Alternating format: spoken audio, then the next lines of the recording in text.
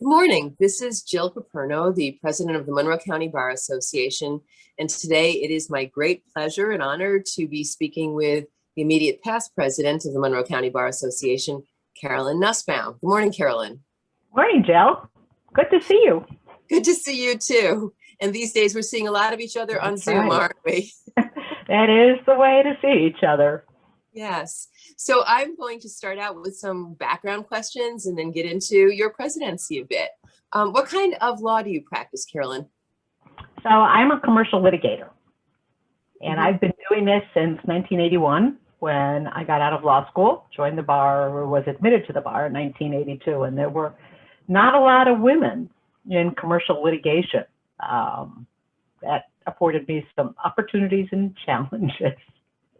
So why don't we talk about that for a minute? This series is part of Women's History Month, and you said that there weren't a lot of women when you first went into the field. So what was it like for you going into that field as a woman? Well, first of all, you stood out in the courtroom, and yes, there were opportunities or incidents where people mistook you for paralegal or for one of the secretaries or for a clerk. But there were also a lot of incidents and a lot of events and occurrences when you almost got selected out for special attention in a positive way. And that did afford some opportunities. For example, when the bar was putting together committees, when the courts were putting together committees, they were beginning to wake up to the idea of diversity, gender diversity. And I got tapped for a lot of requests and opportunities that I'm not sure I would have had today, where there are a lot of women finally in the field, not enough, but certainly a lot and more than there were. On the other hand, there weren't a lot of role models. So what kinds of things did you get tapped for at the time? I was on a very early task force by the State Bar on women in the courts. I was appointed to the Character and Fitness Committee, which I am still on. We'll be meeting in about an hour to talk about the new admittees to the bar. And that was when I was about a fourth or fifth year associate. Partners at the firm, senior partners at the firm sought me out, asked my input, asked me questions. They really were trying to feel their way. And at first, I was taken aback. I didn't want to speak for a whole population of people with their own opinions and their own ideas, but I came to realize that most of the time, they really wanted to know, they really wanted to do their best, they really wanted to navigate what was for them uncharted and new territory. Are there any memories of incidents that you experienced as an attorney, being a woman at that time when there weren't that many women in the field, that reflect the different ways women were treated? I mean, you've described some of the positives that you were invited to do things. Were there any other kinds of incidents that surprised you at the time? Well, there's one I've spoken about a couple of times, and it's already been preserved for posterity in a different interview, so I think I can repeat it here. And I was probably 2 or 3 years into my career, and there had been a tradition of the lawyers in the firm taking out a couple of clients on a bus to Syracuse. And going to the basketball game, and it was a lot of fun. They would go to dinner. There was a lot of drinking, of course, and a lot of joking around. And I wasn't invited the first year. And when the second year came around and I wasn't invited, I decided to do something about it. And I went to David Hoffberg, who had been a real mentor to me. And I said, this isn't right. This has got to change. And he looked at me and he said, well, why would you want to go off with a bunch of men who get drunk and misbehave? He said, I go. He said, it's pretty much as the chaperone. And I said, no, David, you have to understand from my perspective, if I'm going to be a lawyer here, I need to be treated the same. I need to be given the same opportunities. And he thought about it. He was very thoughtful. And that was the end of an all boys trip on that or any other client event. But it demonstrated to me that sometimes the things that are obvious to us, being in the minority or being one of the only, really aren't obvious on the other side. It's a process of education and orientation. If you don't speak up, as my mother would say, if you don't ask, you don't get. But if you don't speak up, and you don't educate, you're missing an opportunity, and you're unlikely to change things. And there's a respectful way to do it, certainly within the workplace, to try to inform, to try to get somebody to see your side of the equation. So I'm sure that the women in the firm who came after you were grateful for your leadership in those kinds of areas where you were kind of cracking through or breaking through some of those barriers that people may not have even realized were barriers. And I was really grateful to the women who had come before me, Susan Wadvogel and Ruth Rosenberg and some others who really, they just burst through. And it really, that led me to understand that there were opportunities you needed to navigate, and we were each going to do it in our own way.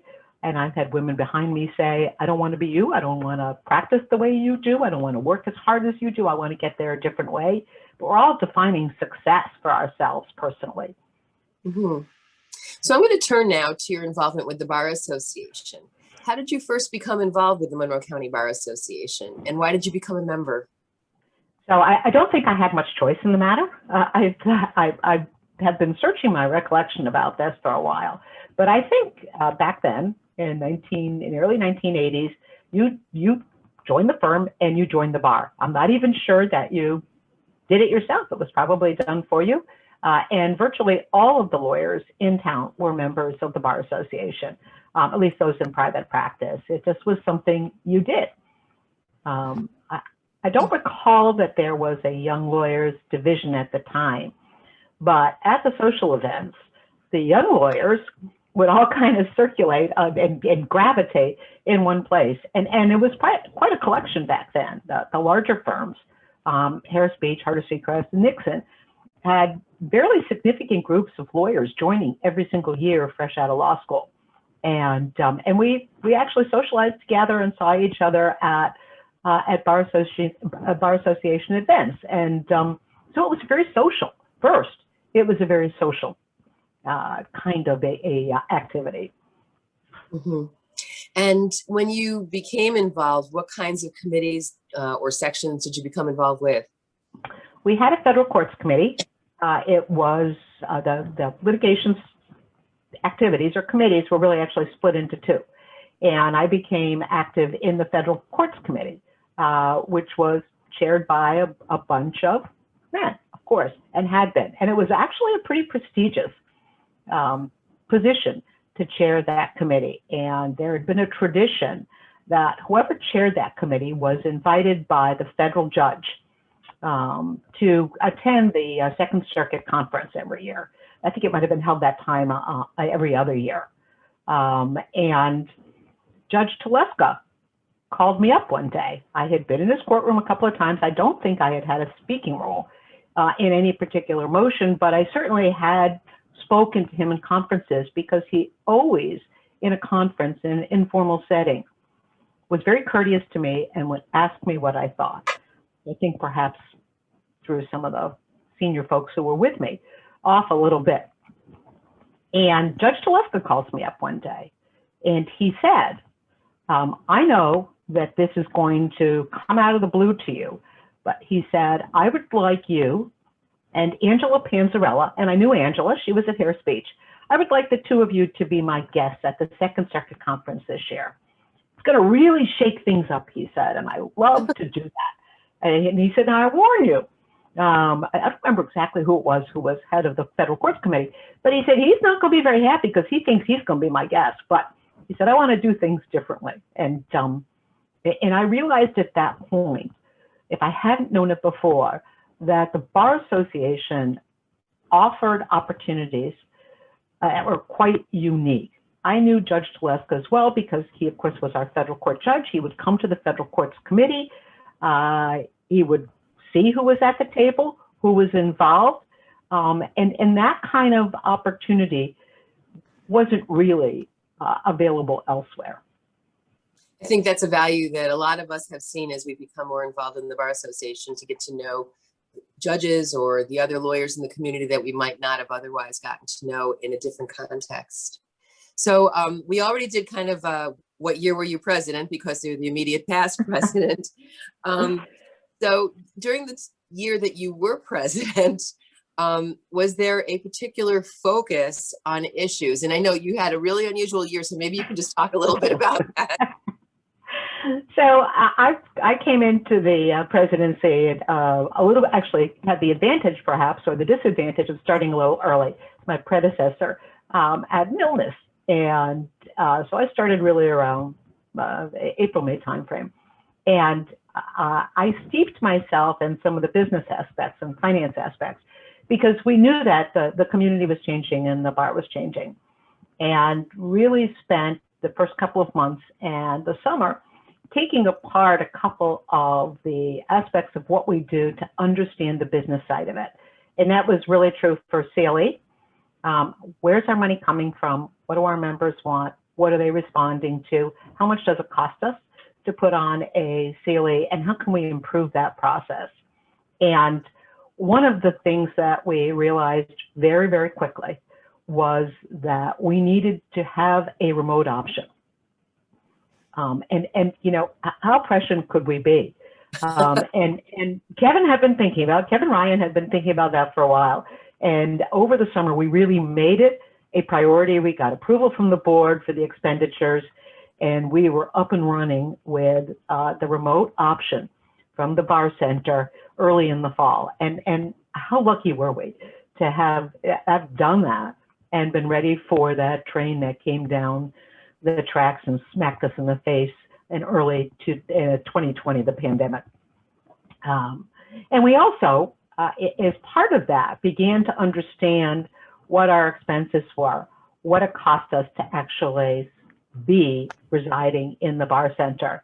And that led, of course, to the reevaluation of our occupancy and the inevitable decision that we could not, as a bar association, continue in the same location we had been in. It simply became a financial decision. And with the help of a fantastic treasurer, Ken Gordon, and a really strong finance committee, we really obtained a better understanding. And the bar staff, Kathy Fico, is unbelievably knowledgeable about where every dollar comes from.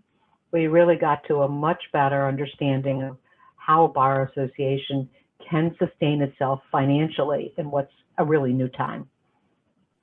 I obviously had a ringside seat and participated to some extent as the president-elect during that time, and was so happy that you had the knowledge and the strengths in the area of analyzing the finances and thinking about all of these things as the bar was going forward. And I think that the bar is in a much better place today because of the work that you and the board did at that time. So let me ask you this. The board did focus to some extent during your presidency, or to a large extent, on CLEs and finances and ultimately a move. Were there other focuses that year, or was that really where your attention was until that fateful month? Well, I really was focused on engaging. We had plans for how to measure our engagement. How many people were really being touched by the Bar Association, or finding a way in which it helped them in their practice. And we talked a lot about that, not just coming to CLEs, but being part of a committee. How could we bring the committee meetings to practitioners wherever they were, who weren't downtown, who couldn't leave their offices during meeting times? And we talked about, wouldn't it be great if we could figure out the technology to do that by some sort of a video operation? Well, gee, we can't get the cameras into our rooms. Okay, little did we know. We also continued to work on and enhance the relationship with the bar and the bench.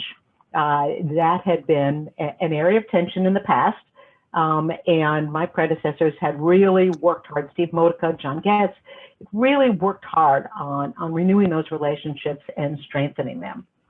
And during my tenure, I was really lucky to work with Judge Craig Doran. And Judge Doran gathered all of the bar leaders together early in the year, began that process and that tradition. And we had some very frank, very honest exchanges leading up to the pandemic. And then as the pandemic unfolded, very frequent communication about what do the practitioners need? How can we all work together given the reality we're in. And it's interesting, those two focuses, bringing CLE and committee meetings to our members wherever they are, and figuring out how to work with a courthouse that shut to traffic largely, really became, they transformed by the pandemic, but I think they brought the community to a very different place than it might otherwise have been. So my normal question that would follow this would be, were there any events or issues that took you by surprise? And obviously you've been talking about the pandemic. As a bar president of this organization, as we began to shut down, what were your thoughts about how to continue? I took some comfort, some advice from a lot of people. I spent in those first few weeks, beginning in March, really on the phone, working the phones, reaching out to people and trying to understand what the bar could do. As I said, we were so lucky that we had this Zoom system already in place. We were able to pivot and start offering CLEs by the end of March on a Zoom basis. And Kevin would tell me he had calls from bar associations around the state saying, how'd you do that? What did you do? How did you get there? Well, we had it in place. We didn't know why or how useful it would become. And that was important. And we put on in March and particularly in April, as litigators didn't have a lot else to do because the courthouses really were shut down. We put on a series of CLEs to get our members up to speed on some of the new emerging issues, labor and employment. What does the PPP mean? What does force majeure mean? What do you do with a contract? What do you do with a lease in this time of pandemic? And that was really a concerted effort. We had free forums, complimentary to all members, with the judiciary to talk about the great things that Judge Geraci was doing as he was able to reopen the courtroom carefully and on a pretty prompt basis with a lot of modifications. And in fact, he ended up speaking on an ABA panel about what he'd been able to do. We also sort of kicked out our prior communications and established what were really personal communications, because people, even today, but then particularly, were just craving connectivity. There were some who didn't have capability yet, and began communicating really on a personal basis. We also, of course, were really financially challenged. The bar did not qualify for a PPP loan. Our CLE revenue went flat, and we started a development advancement campaign, and we achieved our goal. We were really, I think everybody at the bar, everybody in the leadership was supported and comforted by the idea that our members would support us in a time of need. Mm-hmm. On the downside, there were some tough decisions that had to be made as well, and I think those were really difficult for Kevin to realize that we simply couldn't afford the payroll. There just was no way, even with the fundraising, to meet payroll as it had been, and some of the functions just had changed so much. We didn't have people calling on the phone, didn't have people walking into the bar, didn't have the kind of traffic, and just didn't have the revenue to be able to operate as we had. Mm-hmm. I think the bar, under your leadership at that time, as you were making sure that information was disseminated about how firms could continue from remotely or how people could still work, you had some meetings among managers. You did different kinds of things, and I think you probably received, and I know I've received over time, emails of appreciation for the bar being there for the membership. But it was a real challenge, and you did it very with great equanimity. It was so. We often didn't know what we were. I have to admit it now. We would try things. We didn't know if they were going to work. Kevin would say, "You think that's going to work?" And I'd say, well, "Let's try it. Let's try it." But we really, it really, in some ways, was like forging a completely new path. What is this remote CLE, and who's going to come to it? Yeah.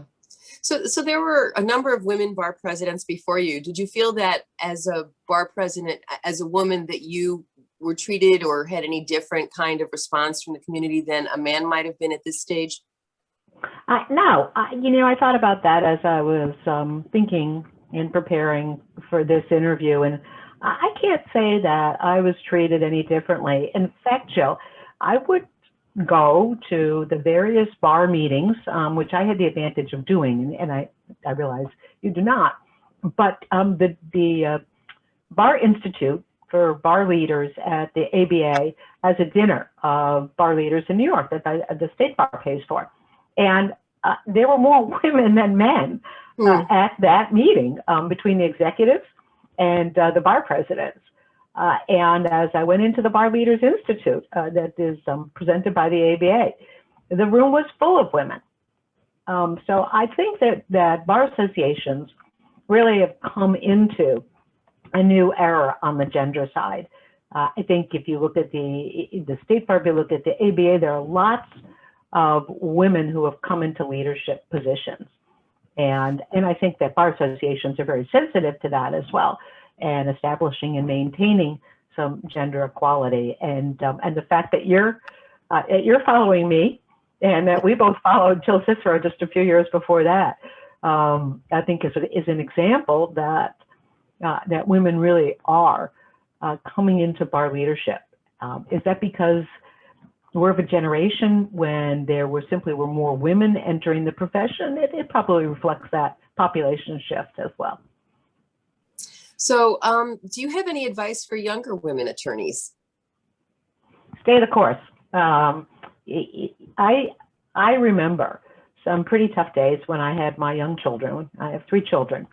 And when they were all young, and I was up nights with a baby or a crying child or a sick child, and then the next day trying to figure out how I was going to get to the doctors and the court and all of the various school activities, I would say, I think I'm done. I can't do this.